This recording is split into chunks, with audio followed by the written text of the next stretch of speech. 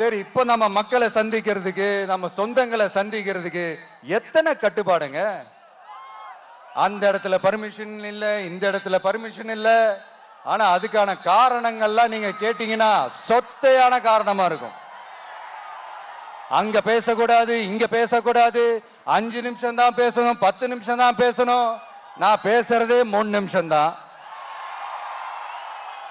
அதுலயும் அது பேசக்கூடாது, இதை பேசக்கூடாதுன்னு சொன்னா அப்புறம் தான் எதை தான் பேசுறது.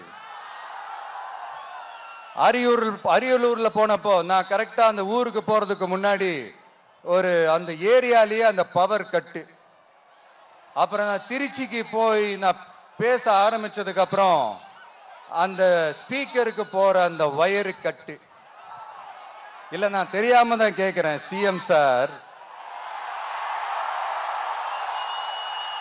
ஃபார் எக்ஸாம்பிள், இப்போ ஒரு ஆர்எஸ்எஸ் தலைவர் இங்க வராருன்னு வச்சுக்கோங்க, இல்ல நம்ம பிரதமர் மோடிஜி அவர்களோ இல்ல உள்துறை அமைச்சரோ இங்க வராருன்னு வச்சுக்கோங்க, இந்த மாதிரி கண்டிஷன்ஸ்லாம் போடுவீங்க,